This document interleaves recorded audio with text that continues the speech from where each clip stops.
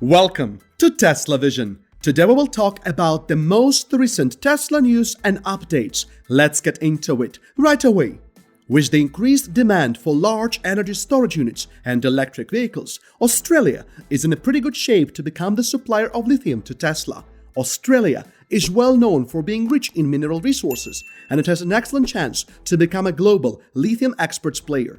During the first quarter of 2021, the price of lithium carbonate increased almost 2 times. In addition, it is expected that the demand for lithium will continue to increase as the automobile industry shifts to battery electric vehicles, along with integrating large battery storage units with sustainable solutions. The value chain of lithium-ion batteries is expected to be worth $400 billion by the end of 2030. Lithium batteries will supposedly help to resolve the energy storage issue. It is expected that by 2027, it will be cheaper to make electric vehicles rather than their fossil fuel-powered peers. By the middle of the next decade, sustainable energy-powered vehicles will dominate the new vehicle sales, and Tesla, Lucid Motors, and Rivian will enter the mainstream auto market. Huge investments made by leading EV makers into battery technology research, therefore, are not that surprising. Over the years, EV production costs have drastically decreased. However, at the moment, a medium-sized electric car comes with the price tag close to $40,000, while a fossil fuel-powered one costs approximately $22,000. By 2026, however, internal combustion engine vehicles and electric vehicles are projected to have the same price of approximately $23,000. By 2030, the prices for EVs will have further fallen. Arguably, you will be able to get yourself a pretty decent electric car for a little under $20,000. For the upcoming electric car factory Tesla Giga Berlin, every tree cut during its construction will be replaced, or shall we say replanted, by Tesla.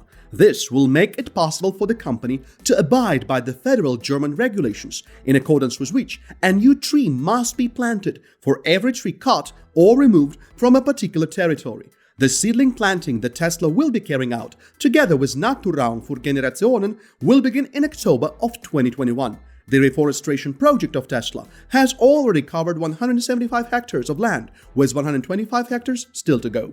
With the entire Giga Berlin area covering 300 hectares, it can be seen that something like 62% of the project has already been completed.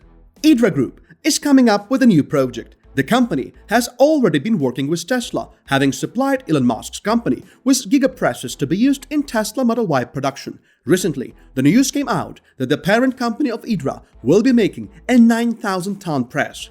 During the fourth quarter of 2020 earnings call, one of the general managers of IDRA, Riccardo Ferrario, declared that to make single-piece parts of large vehicles, including Tesla Cybertruck, the 8,000-ton gigapress will prove to be adequately large. It is expected that the 8,000-ton gigapress-made vehicles will be released in the future with a price tag of $25,000 in China. Therefore, it remains to be seen what sort of use will a 9,000-ton IDRA press be put to, making a Tesla Semi perhaps. The forecasts of Panasonic's profitability have been increased by 30% this year due to Tesla's auto battery demand. This is an incredibly positive development for the Japanese company that has been struggling with the consequences of multiple lockdowns and quite uninspiring demand throughout the previous year. Panasonic executives have also announced the establishment of a new test line tasked with the production of Tesla's 4680 battery cells. It goes without saying that Panasonic will definitely try to utilize the growing demand for EVs in both the United States and China in order to deal with the losses it suffered throughout the tough pandemic times. The long-time partnership with Tesla will make it possible for the Japanese company to simply make more money. It will be difficult not to, given the popularity Tesla has been basking in at the world's 2 key EV markets. According to Panasonic's chief financial officer, almost 40% of the company's total business is actually enabled by Tesla, a company that utilizes almost all of the automotive batteries made by the Japanese company. With this in mind, Panasonic expects to get around 50 billion yen, almost $500 million in its operating profits. At the moment, experts project a 27.6% increase in Panasonic's overall operating profits, which means they would amount to 330 billion yen, or approximately $3.3 billion. Meanwhile, in the first quarter of 2021, Panasonic posted an operating profit of 31.8 billion yen, something like $300 million, which actually indicated a 40% decrease compared to the same period in 2020. The weak earnings report from the Life Solutions that manufactures lighting and materials for buildings was the biggest factor for this drastic decrease. The plans to expand the product line of Panasonic start with the test manufacturing line in Japan that will also produce Tesla's cylindrical 4680 battery cells, first unveiled to the public at Tesla 2020 Battery Day event. The 4680 battery cell by Tesla boasts a number of significant improvements, among which it is necessary to mention a 16% range increase, a 5-fold energy density increase, and a 6-fold power output increase. The cells produced will help reduce EVs' manufacturing costs and will supposedly contribute to a 14% decrease in the price per kilowatt hour. All this would help make EVs as cheap as internal combustion engine vehicles. The most important investments are being made by Panasonic in the supply chain management services. The Japanese company has acquired Blue Yonder, a US supply chain software company, having paid for it $1.7 billion. The appearance of Elon Musk on Saturday Night Live has been a piece of hot electric vehicle industry and pop culture news. With Mr. Musk hosting the show alongside with Miley Cyrus, rivals and competitors of Tesla have been trying to remind the public that they actually exist as well. In fact, 4 of the automakers fighting against Tesla for the supremacy in the EV world aired their commercials during the Saturday Night Live episode hosted by Mr. Musk. One of them was Lucid Motors.